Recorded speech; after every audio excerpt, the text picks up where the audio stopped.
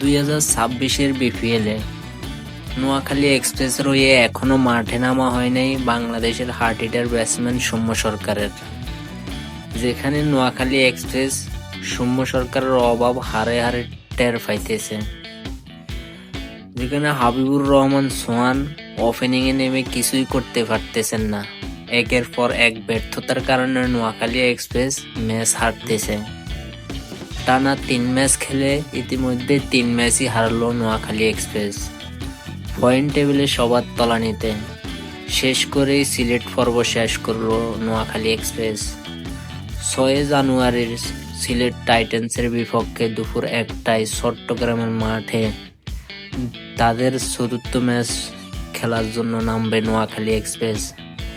যেখানে দেখা যেতে পারে ওপেনিং ব্যাটসম্যান সৌম্য সরকারকে আবারও নোয়াখালী এক্সপ্রেসের হয়ে মাঠে নেতৃত্ব দিবেন। আরও দেখা যেতে পারে মোহাম্মদ নাবিকে।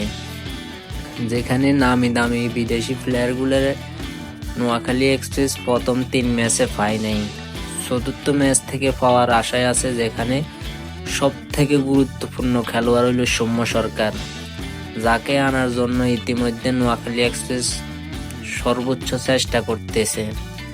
কারণ নোয়াখালী এক্সপ্রেস আর 2টা ম্যাচ 1টা ম্যাচ ঠকলে প্লে অফের দৌড় থেকে বাদ হয়ে যাবে।